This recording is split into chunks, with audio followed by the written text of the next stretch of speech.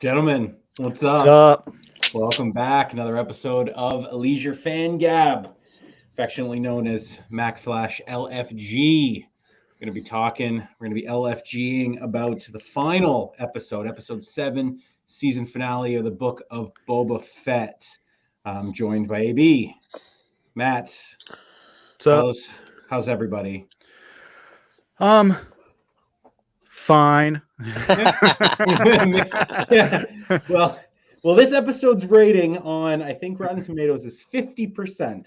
Ooh, 50% critical rating. So I don't know if it deserves that, but ultimately it is probably the truest sense of a mixed bag. yeah, Episodes chapter 7 in the name of the honor. Um, just wrapped. What'd you guys think? yeah. I'm with the mixed bag. I think part of the problem and with me is that 5 and 6 were like top tier, insanely good episodes. That's what That everyone says. how 1 minute and of like Boba how Fett. and like how do you get how do you like you're supposed to ramp up into the finale, which in the finale is supposed to be like where everything happens and everything has the payoff, which it did for the most part, which is why it's a mixed bag. But there was nothing like that we didn't know already. There was no new things. And like the one big new thing, everybody and their mother, including my mother, knew it was coming, and we'll get into that, I'm sure. Just now, I mean, if you're watching this, you've watched it, so you're probably talking about riding the Rancor. Correct, right. Yeah. And like and that I mean that's the one big payoff that we didn't get to see so far. And it's like I mean, like we all knew that was coming. He literally said, "I want to ride a Rancor." So all of us were Yeah. like, "Okay, well, guess he's riding a Rancor in the final battle." And when he flies off, it's like, "Okay, Get ready But for even we're your. then, riding on the Rancor." even It, then, I just want to say because we're going to skip ahead to the mixed bag, and that's the perfect sense of where I can convey that it's a mixed bag because you see the hands come and it's Yeah. very cinematic, and Boba the Fett's on the very back, and you're like, this is Godzilla-like cool, score as of well. course, and I'm like, Wow, this is Godzilla cool. like score, and then they bring the King Kong when he's Oh, for sure. climbing the tower. I was like, "You're gonna Godzilla and King Kong this thing?" I was like, "Wow." But the mixed Uh, bag to me is he's got Cad Bane dead to rights and little the flamethrower and kicks him off. And I'm like, wait, so Cad Bane just beat Boba on the Rancor? What like it's yeah. such a mixed bag. It's like 2 steps forward, 1 step back with the episode. And I think that's what like a lot of people were saying as well too. Matt, what did you think? What did you think after the episode? We'll dive in deeper, talk generally about it, but what are your thoughts? In all honesty, and I had my caveat about how the last 2 episodes weren't really Book of Boba Fett episodes. Yeah. So this was my second favorite episode of the Book of Boba Fett. One, because it had Boba Fett in it, and it was satisfactory in entertainment value and Sure. theories from everyone. It really wanted to satisfy everybody. It was like, we're gonna see the Rancor. Short of Grogu riding the Rancor, everything else happened. Yeah, he had his hands full with other monsters, like Yeah. clearly. Um, but yeah, same kind of thing. There was one big reason, and it's very early in the episode. We'll get to why I didn't theoretically enjoy it. It's totally different and has no real basis on the story. It's just something that left the sourest taste in my mouth, and we kind of alluded to it last week. But as far as this episode, like I said, it was really well done, and I like there's a lot when you really dive into the Robert Rodriguez of the episode as well too, and a lot of people are shitting on him for it, or a lot of people are applauding him for the Western feel of it. And generally, the scenes in the city and the Mos Espa scenes when they're going from business to business and running through, it's all really cool and really really cinematic. So that Western style, which is what the Mando show, the 2 seasons have been, they've really ripped from a lot of samurai and western themes, Yeah. and now this season as well too, so you get that. But I thought in this episode more than most you feel that, and I really like that ground level stuff, so I was Well, happy and that we got a lot of that. just to pick up back off what you said, you talk about the Western feel. They've had a lot of the different kinds of Western kind of things where it's one on one and that kind of stuff, the duels and everything. This one kind of felt like the Rio Bravo kind of thing where it's the group standing against the many and like hunkering down in a Yeah, location right. and like Yeah, and there's a whole ton of westerns that built off that model. And I Scott mean, and I were talking after we watched it, and I was desperately trying to get him the GIF of Butch and Sundance hunkered down, hiding from the Bolivian army. There was a lot to run out. I love wild bunch. It's the same. I love Twitter same posts things. that do the spoilers without context, and they have 4 different things that you would never notice. But one was Redford and Newman. One was Mantis putting Thanos to sleep from Infinity War, and that's the Grogu scene. I forgot the other 2, but yeah, this definitely the internet caught on to the you the sent comparisons me of Butch and Sundance. Tiananmen Square. Yeah, Tiananmen Square. I sent him that one with the guy staring down the tank, and I was like, okay.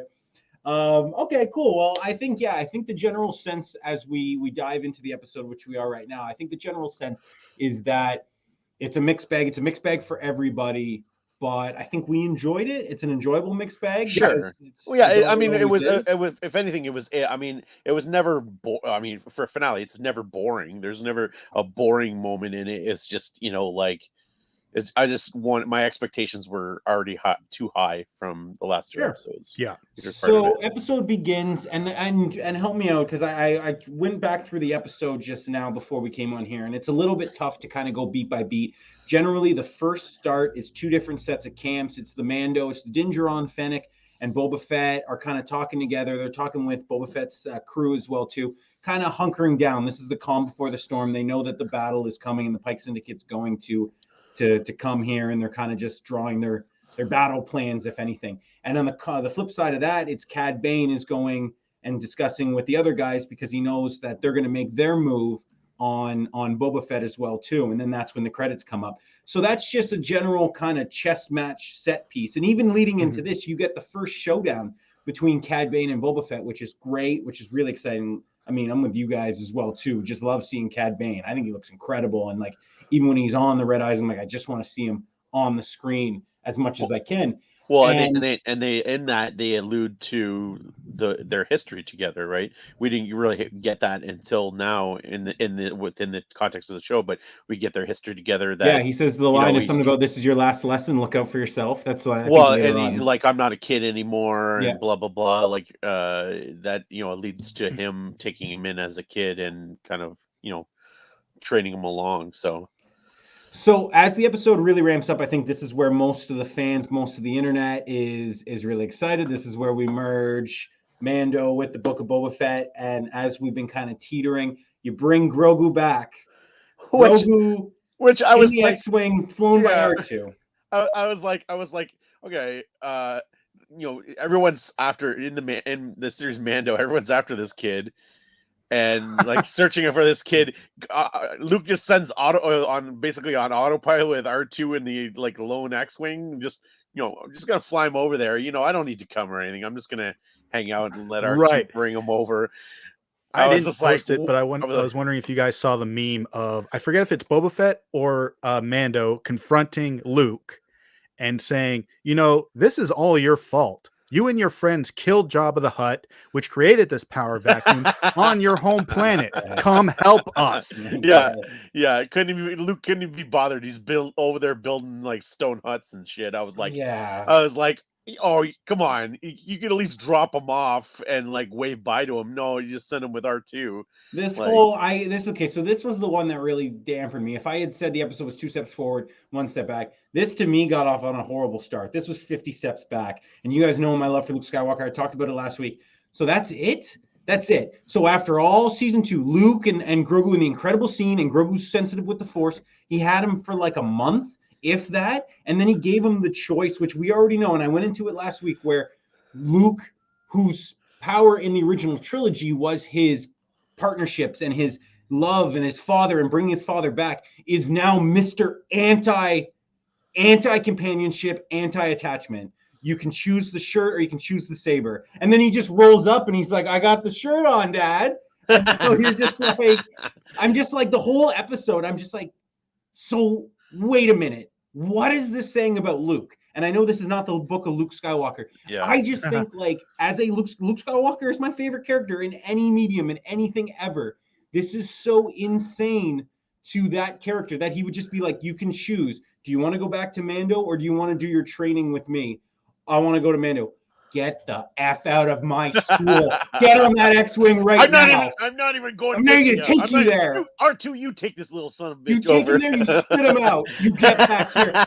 I'm just like the whole episode. I know even when we're fighting, even when like the Darksaber comes into play, I'm just like, man, so Luke really just sent him. Luke just kicked him out. Luke just said no. The same Luke who also was going to kill his nephew. But also we'll get to that. But this Luke, it's just asinine what they've done. It's just that's like the biggest sour jawbreaker I've ever had is that Grogu is back with Mando. And it's almost like, and you can see because we see things a little differently. It's almost like Favreau and Filoni and them started their storyboarding and we're doing it without Grogu, and we're just like, God, we really need the Grogu dynamic. We just gotta take him out of the school. We need that merch. We're like, LB, we need that merch money. LB and the rest of her friends aren't going to keep watching without Baby Yoda. That's exactly what that's when he comes back. That's what I saw is Kathleen Kennedy and Jon Favreau were like, you're really going to have Grogu in season 3. And they're like, yeah, we're going to get him back. Not a big deal. Like, yeah, it won't work. His Jedi schooling won't work out. It's like, so what's the point? Luke failed. Luke's first job as a Jedi teacher, setting up the order,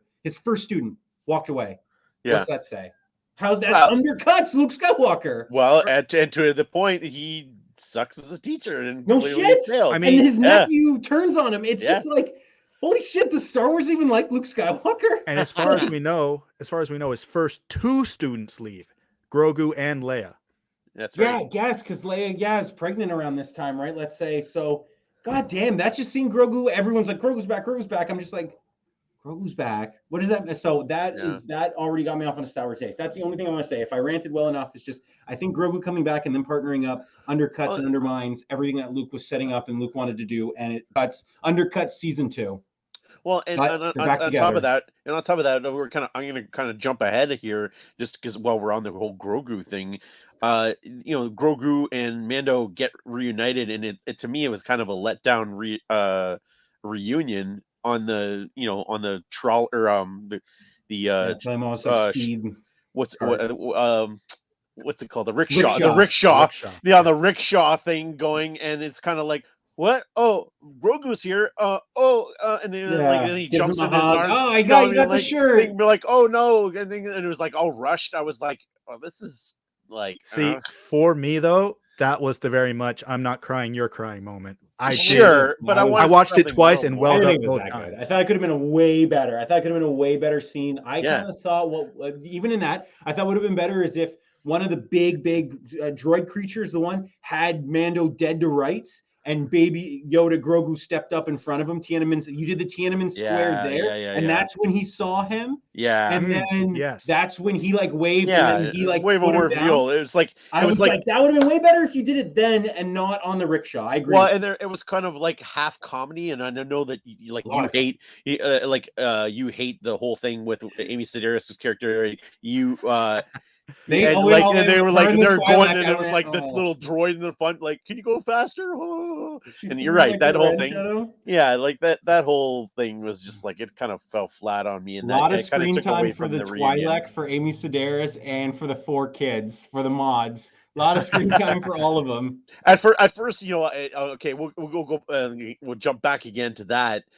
When they're discussing what they want to do, and Boba's like, okay, we're gonna go to the palace to hunker down there, and then the mods kind of, like, nah, we should stay here, and kind of fight him on it, and then Boba concedes. I was like, oh man, like he's just conceding to the mods, but then I remembered, I'm like, that's kind of what he wants to do, right? He kind of wants to like be a benevolent ruler of this crime syndicate and like listen to everybody's thing, and he remembers that he wants to be a man of the people and all that kind of stuff. So I was like, okay, that's fine.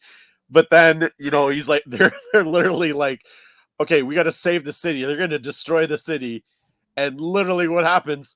I'm going to ride the Rancor here and destroy the city. Obliterates half the city with his Rancor.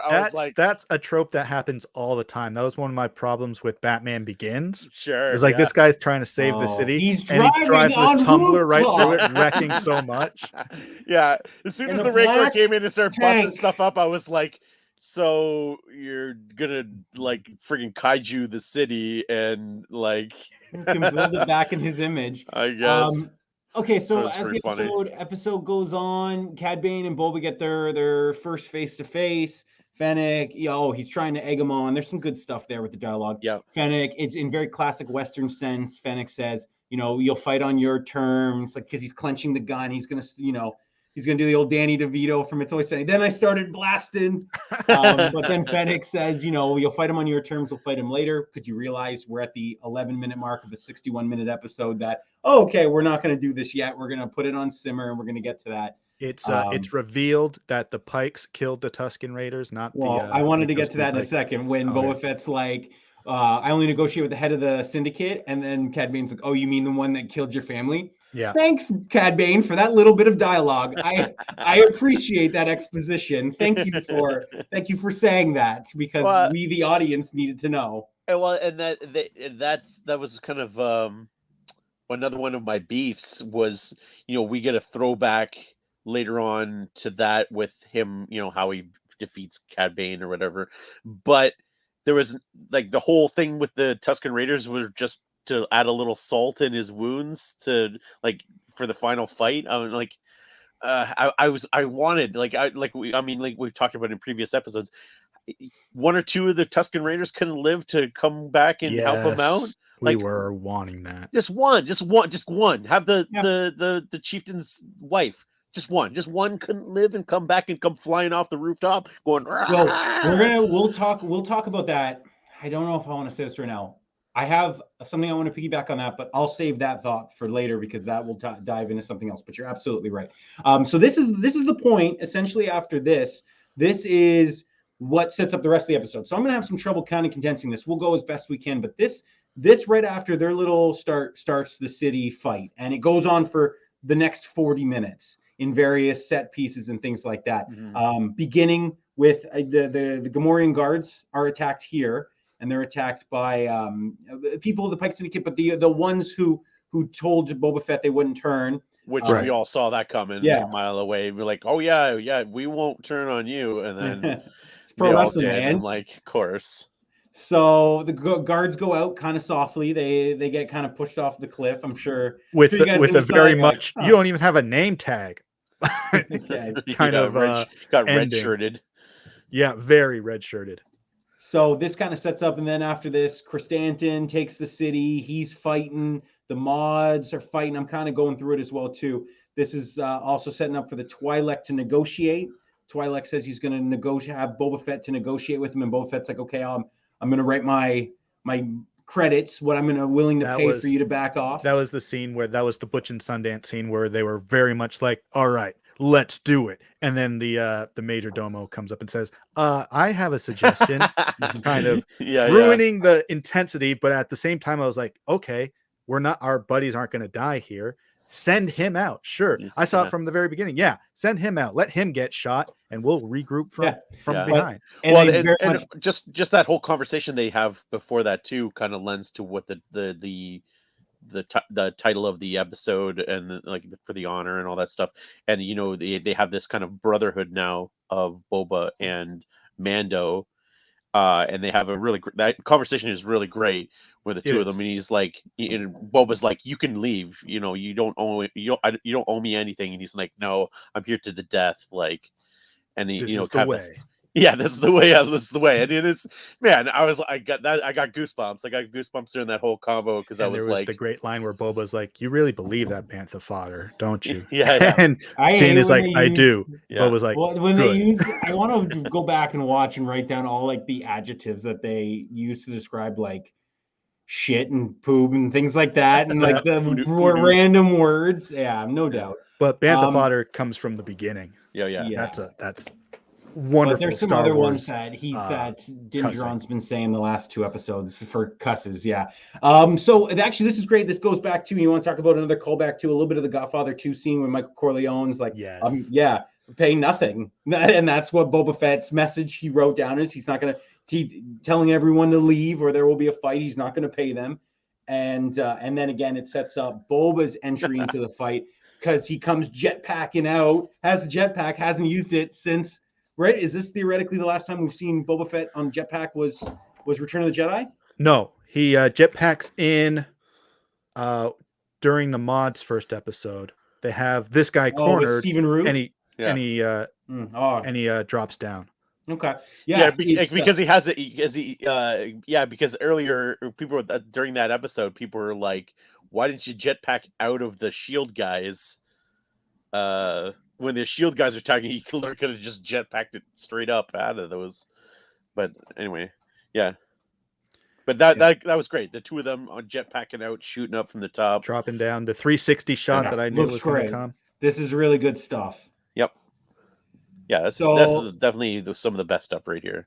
Of course, and then it just leads to like the next 15 minutes. I think are solid shootout. Black Chrysanthemum joins the fight. We think he's been taking the Trandoshans dog pile onto him, and then you hear kind of a growl and a Trandoshan body come flying out from around the corner. Yeah, from off screen. Yeah. Yeah, and he's limping, carrying one, throwing the other. He's getting shot at, and he's the grimace. So you can't kill him. He's badass. So they're just fighting. It's a little hand-to-hand combat here, but they're getting banded together, and ultimately they're doing well. So there's got to be a bigger threat. The threat comes in the way of super battle droids.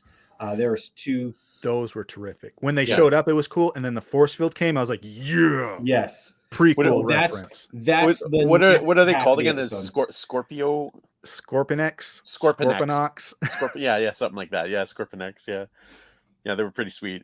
Sure. So that's going to be the main adversary for the next little bit of the episode. Obviously, they have the force field. So now they band together. This brings you into Amy Sedaris bringing Grogu on the rickshaw, Mando and him reuniting, which again, once they reunite off the side of the road, this is the part where Boba Fett comes in on the Rancor.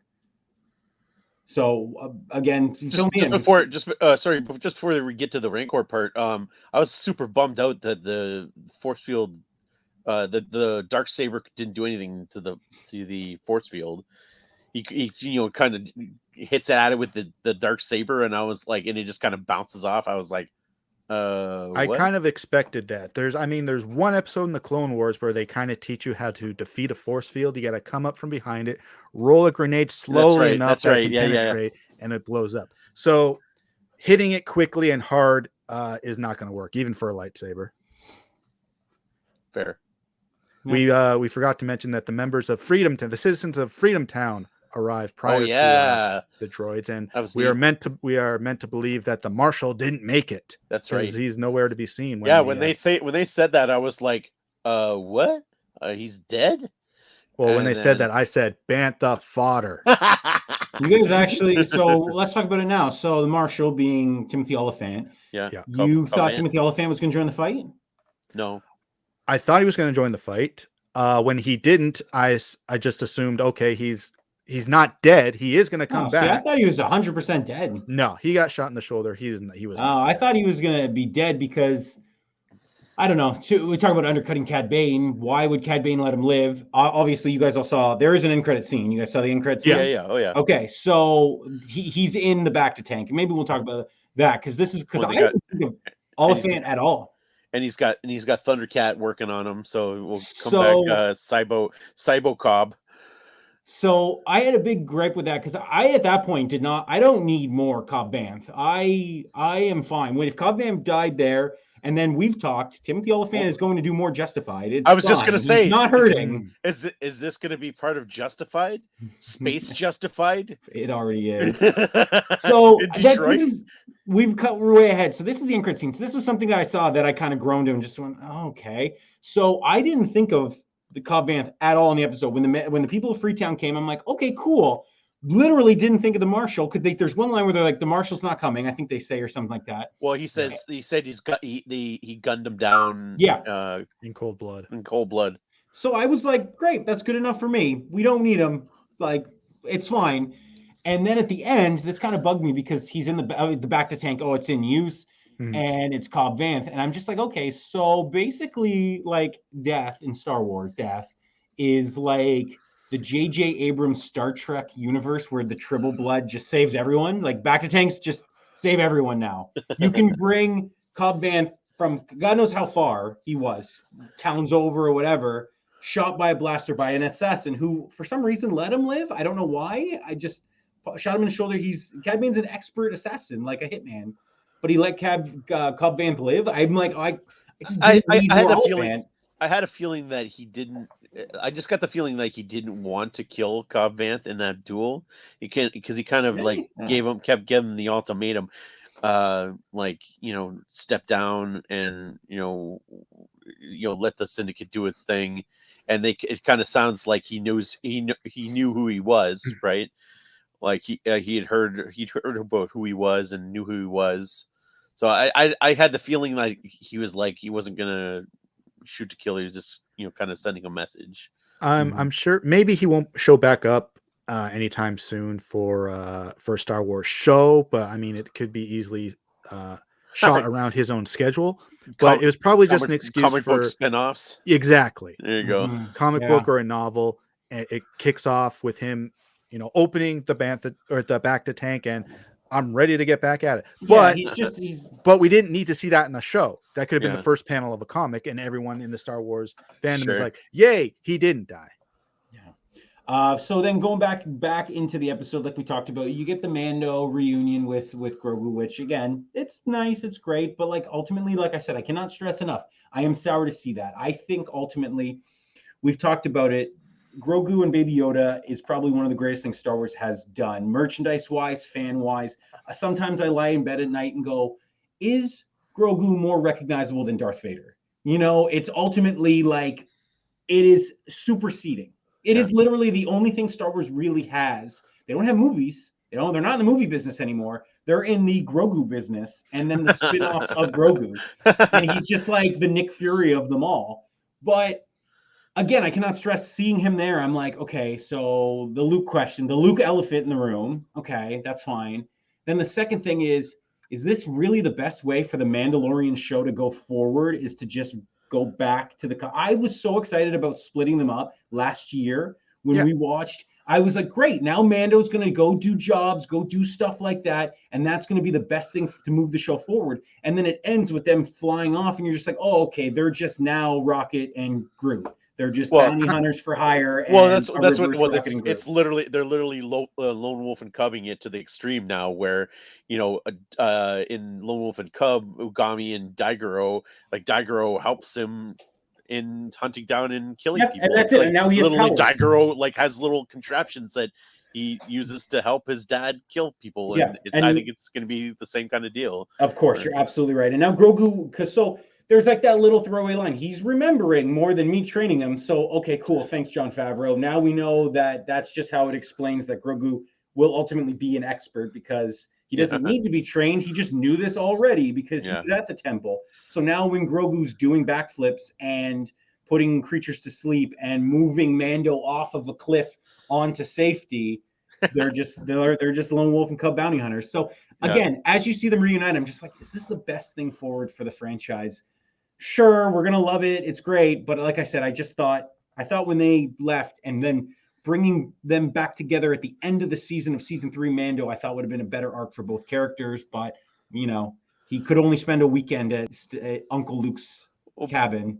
Potentially, they could have done what a lot of shows do, which is split the time 50-50. So half the time they show Mando doing jobs, and then go back to Grogu doing training stuff, right? I potentially for season 3. I genuinely thought they were going to do, funny enough, to use an example, I thought they were going to do what they did with Ving Rhames and Cruz in Mission Impossible 4, where it's at the end, Cruz just did his whole thing with Renner and all those people, and then they get a beer in a restaurant and they kind of catch up. I thought for sure, my prediction, I thought I was going to be locked in was, okay, so Mando's going to do season 3. He's going to go off with new characters, Carl Weathers coming back, all those people. And then the final episode, he's going to go to the Jedi Temple and reunite with Grogu and just kind of give him stories and things on what he's been up to. And that's how that season was going to end. But they didn't even want to do that. So they just realized we need them together. And again, money talks. See, Grogu's green for a reason.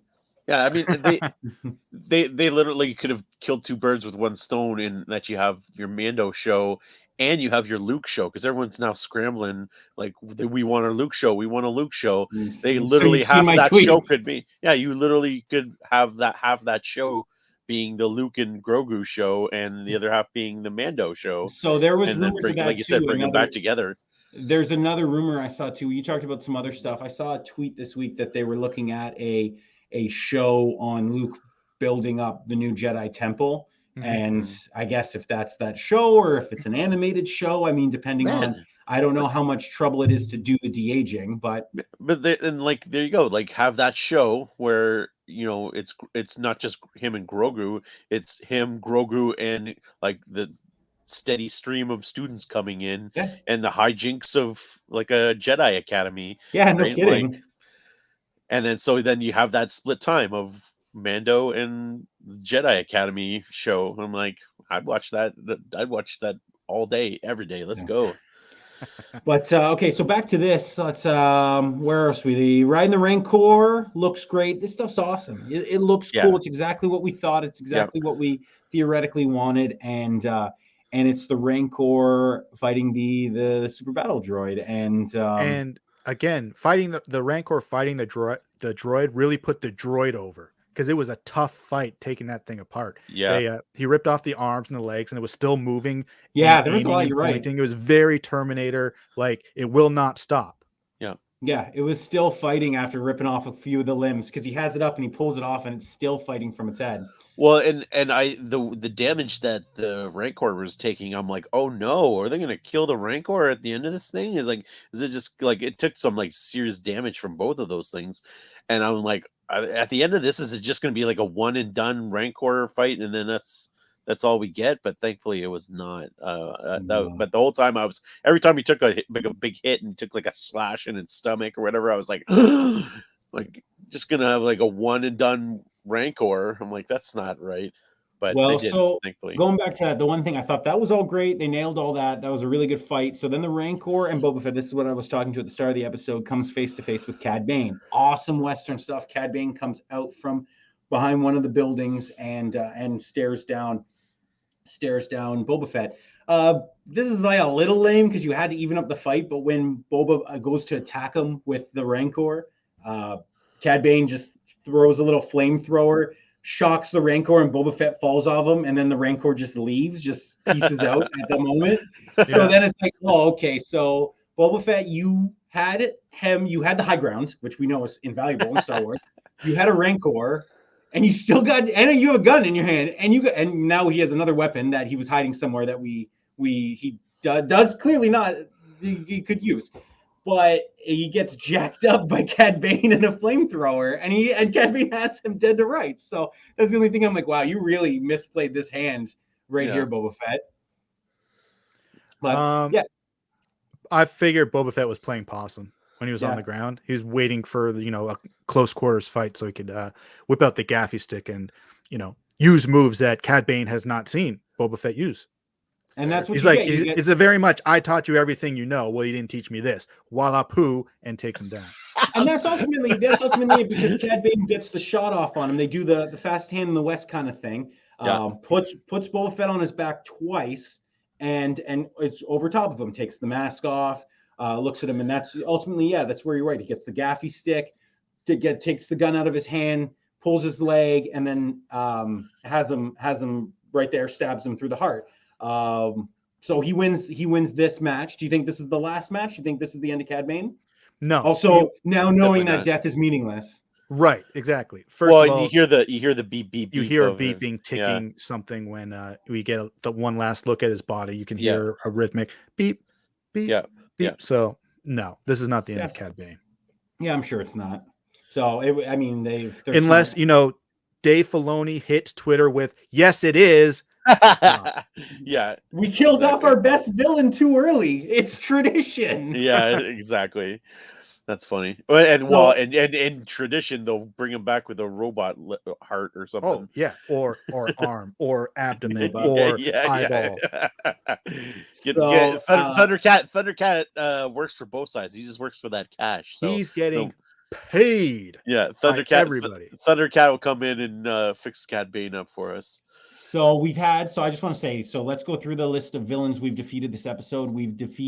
At this point, we've defeated the battle droids. We've defeated Cad Bane and effectively the Pike Syndicate. But there's still 20 minutes left. Who turns heel on us? It's the Rancor. It's the Rancor. Turns heel. He's back. He's going Godzilla on Mos Espa. That's the way it goes. That's the way it goes, right? And it's the same thing, literally, like you said, with Godzilla. Even in the good Godzilla movies, where the Godzilla is the good guy fighting the other kaiju, sometimes he gets out of control, and they got to be like, "Whoa, slow down! You're busting up the place. We gotta take you down." So you're way too drunk, Rancor. You're wasted, Rancor. Gotta get you back to your cage, back to Danny Trejo. Which the fact that Danny Trejo did not show up with the Rancor 2 just to been like a little 5-second scene of him going, yeah. Well, like, you're gonna film that from his living room, like yeah. Oh, the old wedge, the old Dennis Lawson approach. Yeah, you could like you're like, go Boba! I taught you everything you know. He would have loved Grogu's thing when Grogu puts him to sleep, because that's what happens. He grabs Mando, he's beating up Mando, he's eating him, and then Grogu faces him down. Incredible Tiananmen Square stuff. You alluded to the Yoda Hulk ILM poster as well too. It's a very famous poster out there. But it's just a great moment. It's like a sacrificial moment where he's like, I've learned some things.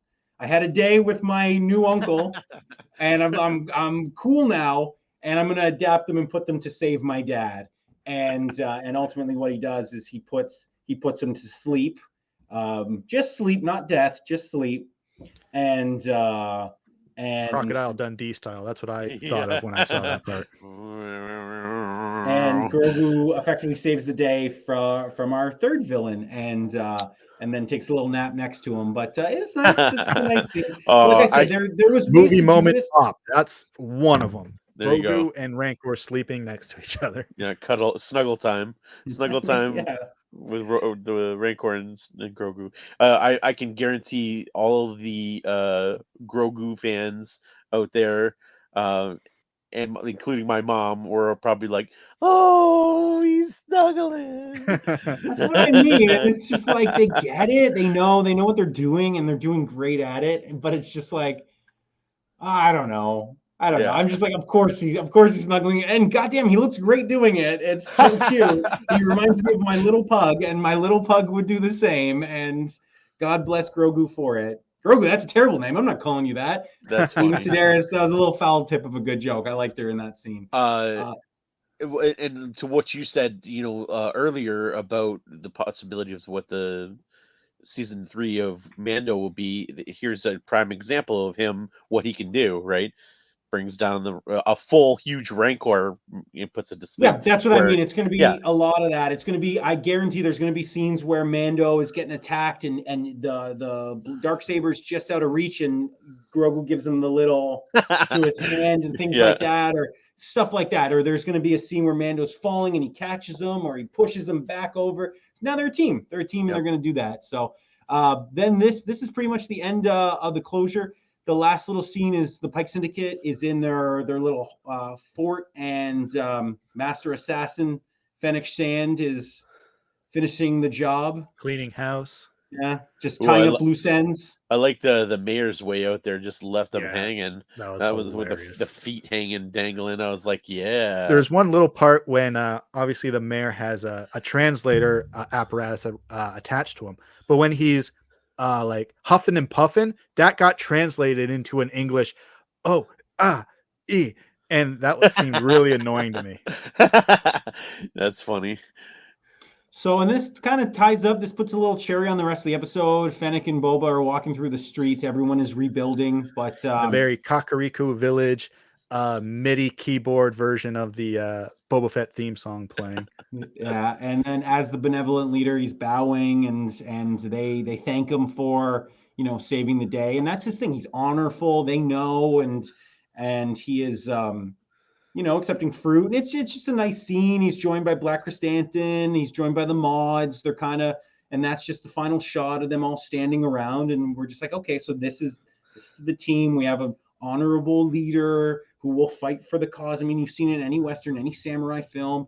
He's the man who's gonna, he'll defend the average folk, and they worship him for it. So he's won today, and we'll see what challenges and tribulations bring this crew down the road. Final shot of the episode, Anybody knew it, it's the Naboo starfighter. It's Din Djarin. But the show's called Book of Boba Fett. Let's finish it on Mando. But it's Din Djarin in the starfighter. The R2 port, as everyone know, that's a little Grogu spot. Grogu's tapping on glass with the little ball. No, doesn't want to do whatever he wants him to do. Keeps tapping. And then Mando says, all right, this is the last time, shoots it to hyper speed, and goes flying off in the end. And that's how the Book of Boba Fett effectively ends its first season. This should have been the mid-credit scene. Yeah, I would have liked. Yeah, that would have been great. Just like how Mando ended with a mid-credit scene of Boba Fett, and we were all psyched. Let's go. Yeah, I agree with you. It's the Book of Boba Fett. That's ultimately the thing. People aren't going to care. But and I do want to take the last maybe 10, 15 minutes that we have here to talk about, sum up the whole season. I'm glad we can. I'm really glad that we finished this episode with a little bit of time to talk about where we wanted to go and what we did and didn't dive into. But it's the Book of Boba Fett. You didn't end on Boba Fett. You ended on Mando, and that's just exactly what it is. Mando came in and course-corrected the whole season. We talk about it all the time. Tom Hanks course-correcting Michael Keaton in the late 80s and taking over his career and kind of pushing him aside. It kind of happened here. You see it all the time in sports. Brady over Bledsoe, and that's exactly what happened. Mando came in and course-corrected Boba Fett, even in his own show. I saw something today that somebody wrote, and I really... latch onto it. Most of the time I'm just kind of dismiss people's things, or my feelings are always like, give me whatever Star Wars you want and I will eat it up.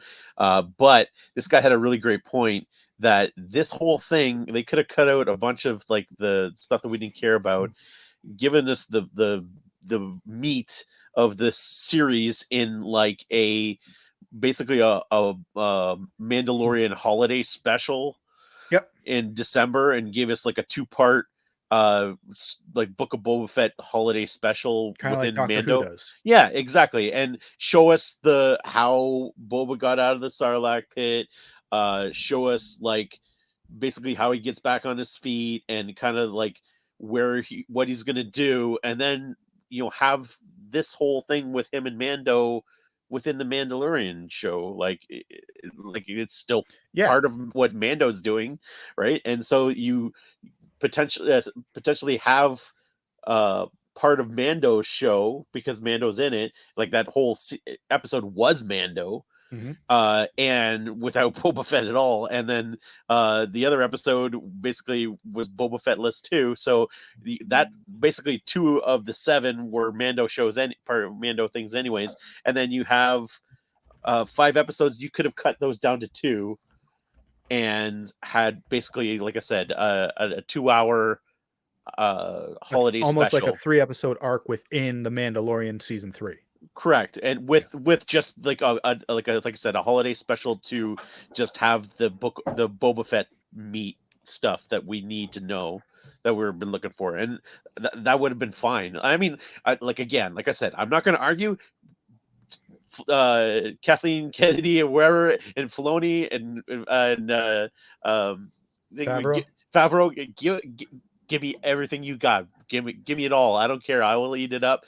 But I just felt that, when I read that today, I'm like, yes, that would have served it way better as this kind of like little side thing, and then had the rest in part of Mandalorian. And I think it just would have been, I think it would have, people would have accepted it a lot more than they are. And I think that a lot of the criticisms are coming based on the fact that, we're getting like, and we have on the show, like we're getting all this Mando stuff in the Boba show, where it's supposed to be about Boba Fett, and it's really about Mando and Grogu. I think that's one of my biggest things. That's where I want to put the cap on is, so if you're genuinely a Boba Fett fan, you haven't seen Boba Fett since '83, and you leave the theater going, oh man, he went out, that cool guy went out really like a chump. And then you get him as a kid, and then you get the story of his dad and the clones, and you're like, okay, well, that's great. That's awesome. But then it's like theoretically like almost 40 years since you've really had a fix of Boba Fett. Mm-hmm. And like, is this the best fix? Like, you didn't dive into much of the history. You didn't dive into what makes him tick.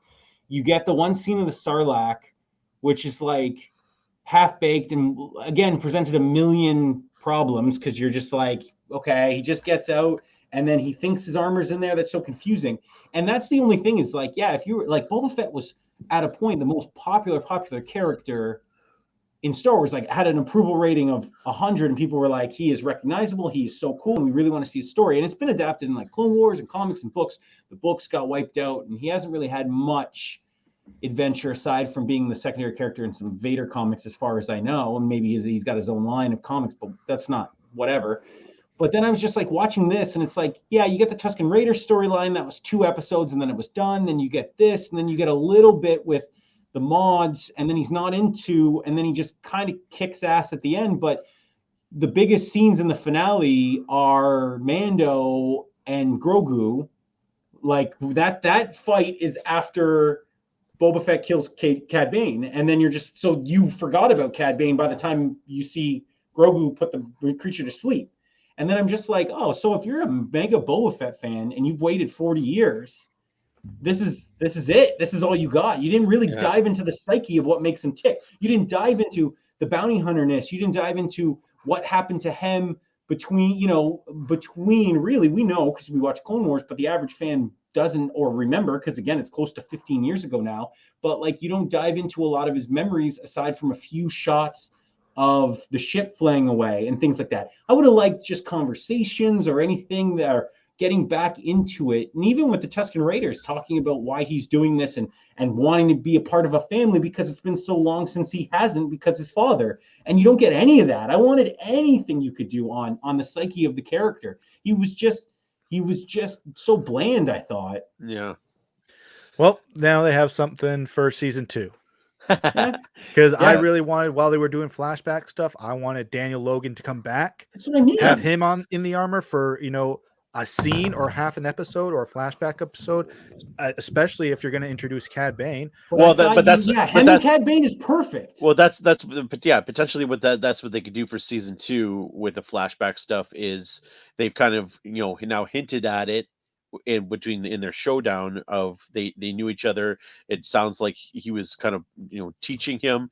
They could now show all that in season 2, and that's a way, even if Cad Bane is out of commission or dead or whatever, this is a way to have him in the series. I mean, again, they could have done it in this, so you just add 2 more more episodes. The fact that it's only a 7 episodes season is disappointing in itself. My biggest thing about Star Wars 2 is don't wait to tell the story, because when you do that, you fall in the trap of introducing Darth Maul as the leader of Crimson Dawn or whatever, and now you're never paying that storyline off. Yeah. So tell the story you want to tell now, and show me that now, because you might not get the chance to tell down the road. And I just think like Star Wars is a fire hose with their storytelling. They don't know where they want to go or where they want to point to. Well, so just tell the best story now. Well, and on top of that, stuff. And on top of that, people forget too, right? I forgot the Clone Wars. I haven't watched Clone Wars what I mean. Since like 2014. So like you even though they have this now between him and Cad Bane, unless you're rewatching it right before the new season, you might not remember, those lines that are kind of just not throwaway, but like, just, if you don't know, then you're just like, oh, do they know each other? Oh, okay. Yeah. My gripe is, and again, it goes back to how Mando comes in and kind of shoves his way in, and bless him for it. But like I said, and I know having Filoni is a two-edged sword, because Filoni's like, no, they have Disney Plus. If they want to know, they can go. They have access to watch the episodes. I think 4% of people probably know the true story of Cad Bane when they see him, and everyone would just be like, oh, I have to go to YouTube to find out who it is. But ultimately, I'm like, you have to just assume that they don't. So to me, introduce Cad Bane in episode 4, have 5 be an entire flashback episode with Logan or anyone else who's kind of around that 20 age range, maybe a little older. And you get in his training, and you get kind of a feel of their like contentious rivalry, maybe because you're old, I have armor, all this stuff. So there was a little bit of a dig. You can see Cad Bane kind of kick ass and maybe take him out on a few missions and things like that. Show us that rather than just relying on We're definitely 7 seasons of Clone Wars. Because, I mean, AB told me about it. There's that unaired episode of the Clone Wars where you get to see how Boba Fett gets that dent in his armor. That's right. On the top. That's what you see on Twitter. Cad then put it there, That's from Cad Bane. So, Yeah, I mean potentially that could be, like I said, part of season 2 of Book of Boba Fett is that thing. I would You know, hope. like that, because that's a major thing, right? That's like the old River Phoenix whip across the Yes. chin in Now Last we're Crusade, talking. right? It's like, oh, that's how the dent got there. It was from Cad Yes. Bane, right? And so, yeah, that kind of stuff is really neat, and it would serve well to if they're gonna carry it on. To me, I have a feeling that they're not going to, just from the fan feedback and kind of people's reaction to it. I think that they're going to maybe, like I said, not axe the character and axe these characters, but then bring them into something different, or it'll come out as something new. Yeah, they got a full year. Next on the docket, Kenobi comes out May 25th. We're gonna do an LFG for that, and then you're gonna get, as the season goes, the rumors are you'll get a second season of the Bad Batch, first season of Andor, and then third season of Mando. Ahsoka starts filming in April, so that will probably hit next May if you coincide that way. And then a fourth season of Mando. There's no talk about a second season of Book of Boba Fett. It's possible that this will just be like the kind of Black Sheep Solo sort of thing, where it's like, yeah, we did it, we tried it, and we aren't going to go back to that well because we're going to be so successful over here. Also, they're shooting a second season of Andor around the same time as well too, so that'll probably come next year as well too. So it does not sound, because if this was a roaring success, you'd hear about it. And in an interview, Tamira Morrison, who plays Boba Fett, stated that he would be excited about exploring other characters in the Star Wars universe, like Captain Rex or any of those. Which Rex, I'm sure you'll see in the Ahsoka story, which is great. And that's a perfect card to play for Tamira Morrison because he's available and he can pop up elsewhere, being a clone of Jango Fett. But Boba Fett just ends, and the first thing he's talking about is playing, Captain Rex, and it's just like, oh, so we're probably going to wait for season 2 or get it down the road. Yeah. So if there is no season 2, then I want Boba Fett to pop up in everybody else's show. Yeah, of course. That's what especially I mean. now that, okay, with Andor, we could fit in that Daniel Logan playing Boba Fett, and we get to see Cad Bane because that takes place much further in the past. Yeah. And that could be, you know what, the perfect storyline for that. And I mean, maybe we're veering off. Perfect storyline on that is Cassian has to go find somebody who's got information, and the Empire hires the bounty hunters to go get him. And now Cassian's like, oh, who's this kid and this blue guy? I have to go track down this senator first. Perfect. You're right. If they had a Kevin Feige, they could plot this out very well. So let's hope. But yeah. They've had a tough go plotting and planning in the last little bit. So, okay, great. Do you guys want to do? We'll chat about toys. We'll talk about what's the best. Well, you already had one, the movie moment. Well, yeah, the snuggle movie moment. Boba Fett riding the Rancor. Mandalorian riding the Rancor. The rickshaw chase might become a ride or something, but definitely Mandalorian and Grogu in the Naboo Starfighter. Yeah. Well, not only that, the R2 Grogu in the X-wing. Yeah, probably. Who are we kidding? Anything with Grogu, right? So yeah, any of the things that tie into Grogu, we'll get. I think if 1, 2. Where was I just gonna go with it? I forget. I just had it. I forget. It'll come back to me. Oh, Boba Fett unmasked with the stick. The gaffy. Yeah. Okay, grades. What do you guys give it out of 10? What would you give it? The season? Yeah, 6. 6 sounds good. 6 is good. 6 is good. 6 is fine. 6.5. Just the 2 episodes. The 2 of the 7 were like 9s or 10s, right? Yeah. So, and nothing really went below 4 or 5. So, I'm going to say, 6.5. Really, just from the moment at the end of Mandalorian where Boba Fett takes the throne and we were ready to go, it went down. Yeah, I never really understood what his goal was as a crime boss. I mean, this is another thing, too. So he was a bounty hunter, so he just kind of toured. He lived off his ship. But he's like, well, Jabba the Hutt's dead, and I'm going to be the crime boss. Well, why? It's just something to do. Which brings be my up own boss. Another point. He had the time to go get the Rancor, but not his ship. True. Yeah. He could have decimated everybody like he did with the speed bike. I guess. Yeah. with the Yeah. cannons of the Well, Slave One. because we need that Rancor scene, man. I don't know. Yeah. That Yeah. was a plot hole the size of a Sarlacc pit for me. Man. Well, man, Sure. what he could have done was, tied the Rancor in chains under the ship, drop the Rancor off, and then use the ship too. So get Mando riding the Rancor and him firing the ship. Yeah. Cool. All right, guys. I got nothing else to add. Anything else, gentlemen? This is a great breakdown of the final As far episode. as this is concerned, no, but stay tuned, everybody, because a lot of Batman content. We'll just tease. Yeah, we'll do some Batman. Future The Batman content. comes out. Moon Knight. Maybe we'll do Moon Knight. That comes up next. Ooh. That would be lovely. So, Yeah. okay, we're going to LFG about a lot of things. Okay, Yep. gentlemen, anything else? I liked it. May the I force, want some more. yeah, Yeah, may the force be with you.